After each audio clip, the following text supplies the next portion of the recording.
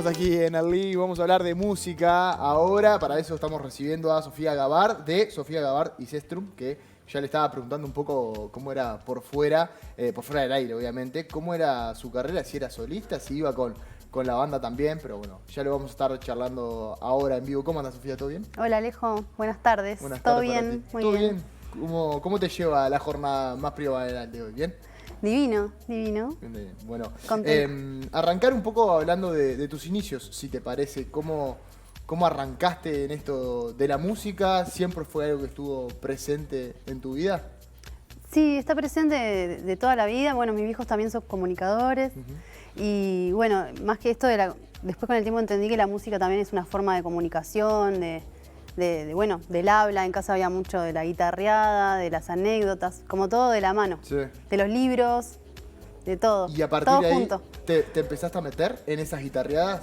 Claro. ¿Cantando o tocando? ¿O las dos? Más que nada cantando. Y después empecé con la guitarra eso de los 13 años en clases. ¿Y tenías algún referente que digas, no sé, escuchaba mucho de este artista o de este género? ¿Había algo en particular que te gustara? Mira, en realidad en mi casa se escuchaba mucha música de todo tipo, mucho de la música de acá, los tipos de folclore de Argentina, Uruguay, pero así como estaba eso, que es bien de acá, el candombe, también estaba la música brasilera full, el jazz, el tango, el rock progresivo. Mis viejos son melómanos los dos. Sí.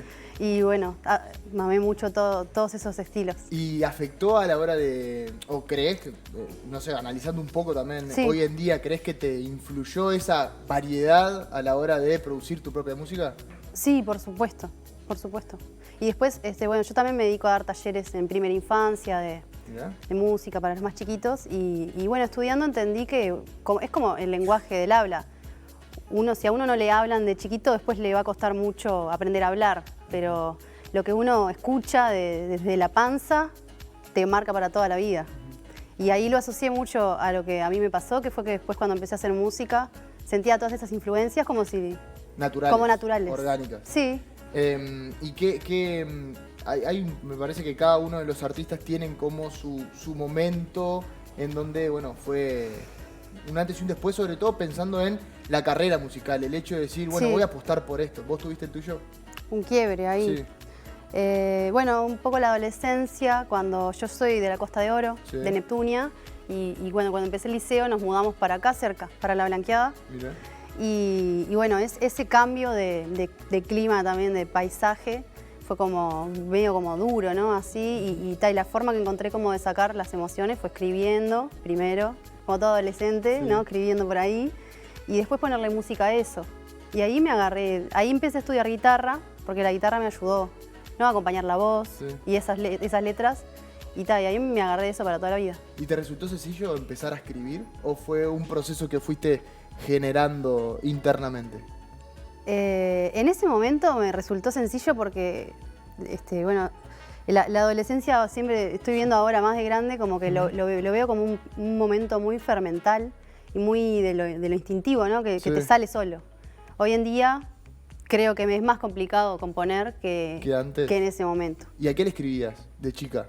Y lo primero que le escribí fue a ese cambio. A ese cambio y como ese duelo de vivir, de extrañar un poco. Bueno, yo estaba a unas cuadras de la desembocadura del arroyo Pando, ¿viste? En Neptunia.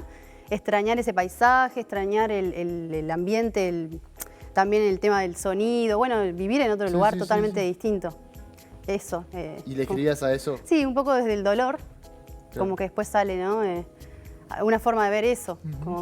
Y a nivel musical, me imagino que componés vos también, pero ¿cómo fue las primeras composiciones? Bueno, las primeras composiciones también así como muy instintivas.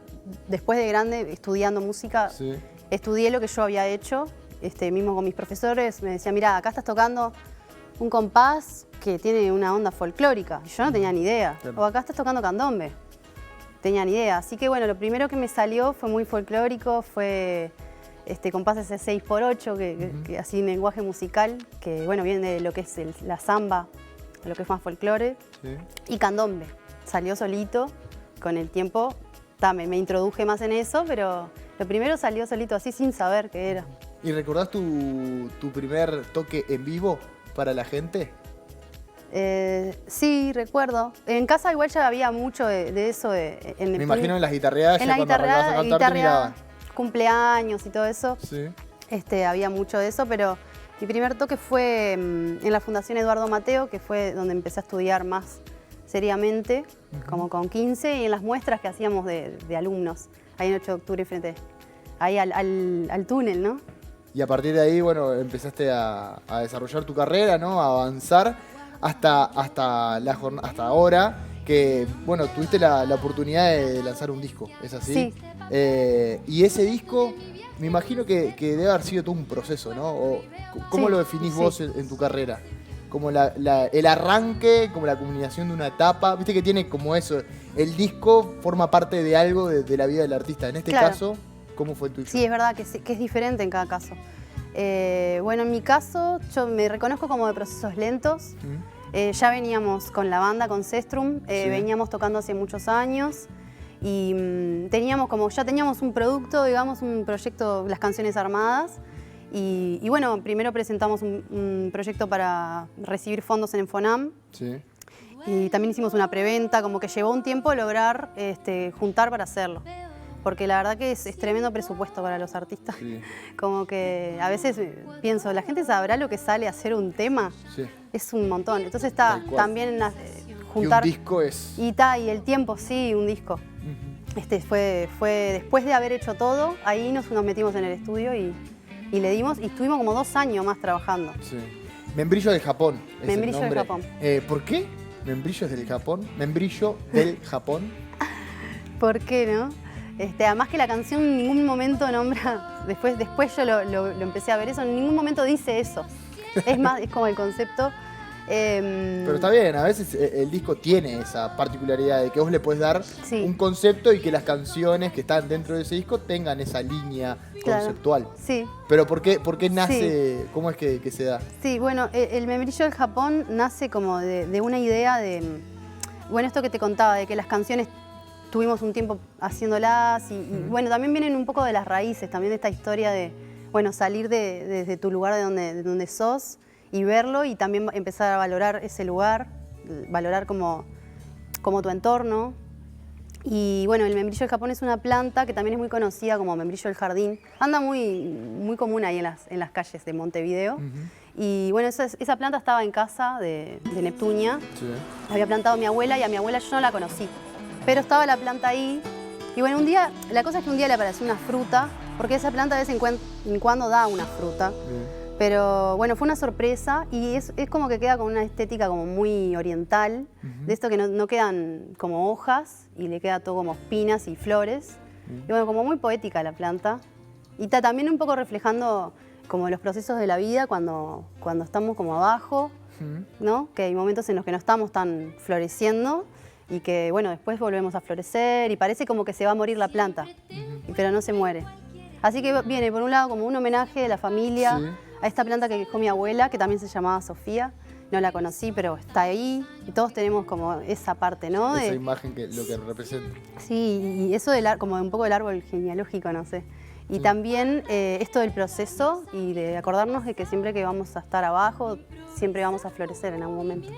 Es el próximo 3 de agosto en Migrantes. Quería preguntarte antes de cerrar si efectivamente ¿qué te pasó por dentro una vez que volvés? Se editó en el año 2020, el Membrillo del Japón. ¿Qué te pasó cuando imagino que las canciones las seguís tocando, pero el hecho de reeditar ese primer disco o ese disco, ¿qué viviste? ¿Te pasó de volver a sentir? Claro.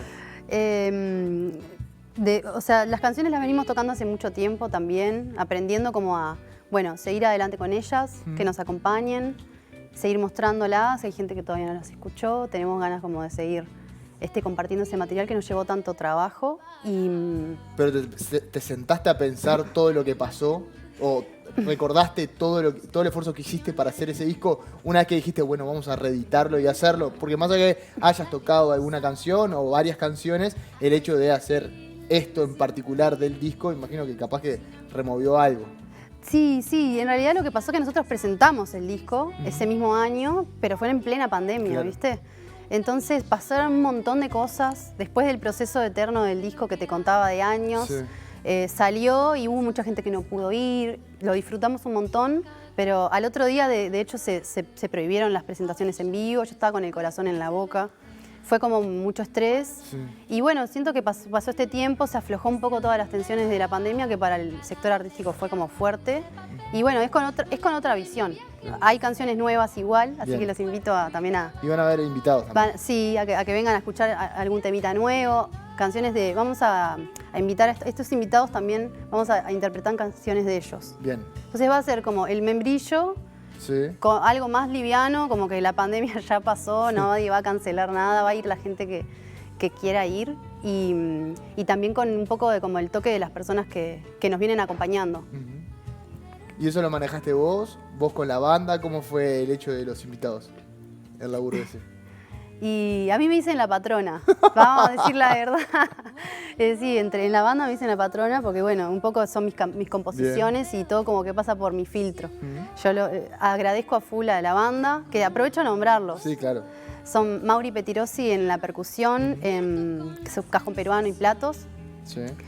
Paul Rivas en el bajo y Juan C. Gómez en la guitarra eléctrica. Y vos en guitarra y voz. Yo en Bien. guitarra y voz, sí, de electroacústica y voz. Está muy bien. Pero Pará, ellos me acompañan. los invitados, ¿cómo los definiste? ¿Cómo fue? ¿En qué te basaste? No lo puedes decir, ¿no? ¿O sí? Sí, sí, puedo decirlo. A ver, ¿con Ya quién? voy. Bueno, uno es Muñe Cach, Sí. que bueno, vamos a hacer un tema de él. Y nada, son colegas con los que siento que están ahí desde mis comienzos, te digo, así como eso, como celebrar la canción, celebrar la música montevideana también, celebrar un poco eso y sentirme acompañada de la gente que está ahí y que me llama para tocar con ellos y ese ida y vuelta, como hacer un poco una fiesta de canciones. Entonces, el Muñe lo conozco hace un montón de tiempo, así que nada, como forma de agradecimiento también, que mi público conozca a esos artistas. Perfecto. Sofía Alves sí, también, sí. quería nombrarla, Bien. Sofía Alves también va a estar. Perfecto. Perfecto. Y para cerrar nomás, ¿tenés alguna canción, esas que le hablan a Montevideo? Justo mencionaste las canciones de Montevideo. ¿Tenés alguna preferida? Bueno, hay una que una vez me dijeron que era un hit y mucha gente me la recuerda, tiene unos cuantos años, que se llama Montevideo en manga corta. Y bueno, para un día como hoy. Claro, está bien, está bien. Sí. Sofía, como siempre, muchísimas gracias por hacerte estos minutos y venir. Y bueno, invitar a todos el próximo 3 de agosto a Inmigrantes. Las entradas las pueden sacar por Retickets. Sí. Y ahí hay más información también sobre el toque. Es Sofía Gabard y Sestrum a las 10 de la noche. Muchísimas gracias perfecto. por estos minutos. 9:30, no caigan tarde. 9:30, hay que ir un poquito antes. así Sí, que- porque es jueves. Es jueves, está bien. Manejás ese concepto. Sí. Me gusta.